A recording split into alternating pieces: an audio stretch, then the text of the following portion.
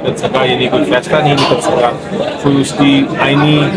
صورتحال نہیں ہم نکال سکے اس میں سے، تو پھر انہوں نے کہا کہ اب مزید میری لحاظ سے کوئی فائدہ نہیں ہے آگے مزید بات چیت کرنے کا، اب صرف امپلیمنٹ کریں، آلریڈی بڑا ڈیلے ہو گیا ہے، بہت وقت گزر گیا ہے الیکشن میں، لوگ انتظار کر رہے ہیں، کیئر ٹیکر گورنمنٹ بیٹھی ہے جو کہ ریپرزینٹ نہیں کر رہی لوگوں کو، کروڑ ہا لوگ جنہوں نے اپنی الیکشن کر کے اسمبلی کو لے کے آنا ہے وہ موجود نہیں ہیں، ان کا الیکشن کی جو فنڈامنٹل رائٹ ہے، جو بنیادی حق ہے ان کا، وہ اس کو پامال کیا جا رہا ہے، جمہوریت کو نقصان پہنچ رہا ہے، اس لیے ہم مزید ٹائم ضائع نہیں کر سکتے۔ اگر ہمارے خیال سے قریب ہوتا، بہت ہی قریب ہوتا، تو پھر ہم ضرور مزید بیٹھتے، لیکن ہم 3 دن بیٹھے اور تین میٹنگ میں بیٹھے اور کافی دن گزارے ہم نے، لیکن اس پہ ہمارا جب فائنل ریزولوشن نہیں ہو سکا تو اب ڈائلاگ کو مزید کنٹینیو کرنے کا فائدہ نہیں، ڈائلاگ سے انکار نہیں۔ اچھا، وزیر قانون نے ایسی کیا بات کی ڈائلاگ کے دوران کہ اس پہ جو ہے شاہ محمود قریشی اتنا دل برداشتہ ہو گیا؟ دیکھیں ان کو یہ تو ڈائلاگ میں جو ہوتا ہے،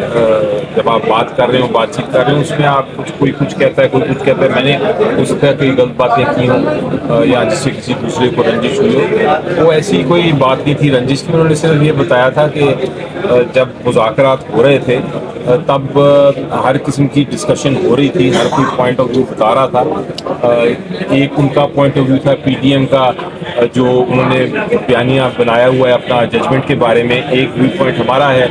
اور ایک وہ ویو پوائنٹ ہے جو آئین اور قانون کہتا ہے ججمنٹ کے بارے میں، تو یہ وہ اس کے بارے میں ذکر کر رہے تھے کہ ہر کوئی اپنا اپنا ویو پوائنٹ رکھتا ہے۔ میرا مثلاً ویو پوائنٹ بڑا کلیئر ہے اور وہ یہ ہے کہ، اور یہی عدالت کا فیصلہ ہے کہ جب سپریم کورٹ ایک فیصلہ کر دے اور سپریم کورٹ کہہ دے کہ یہ ہم نے فیصلہ کر دیا ہے اور یہ 3-2 میجورٹی سے ہے، تو پھر کسی کو حق نہیں پہنچتا کہ وہ اس کو ڈبیٹ میں لے کے آئے یا اس کو کہے کہ نہیں یہ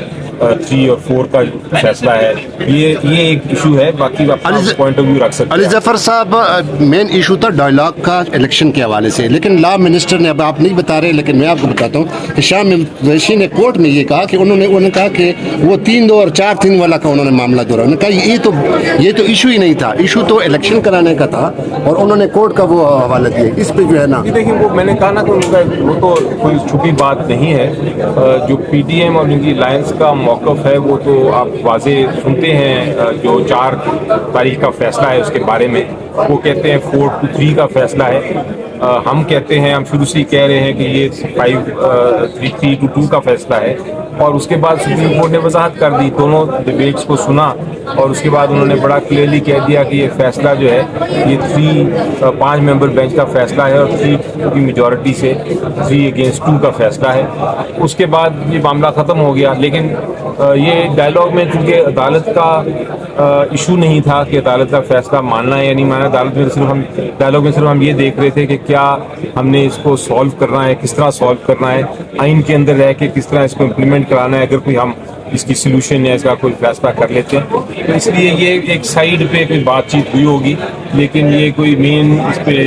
ٹاپک ڈائلاگ کا نہیں تھا۔ آپ درست فرما رہے ہیں، ٹاپک ڈائلاگ کا الیکشن ہی تھا۔ اچھا، فاروق نائک صاحب نے آخر میں کیا استدعا کی جو کورٹ نے ان کو ریجیکٹ کیا؟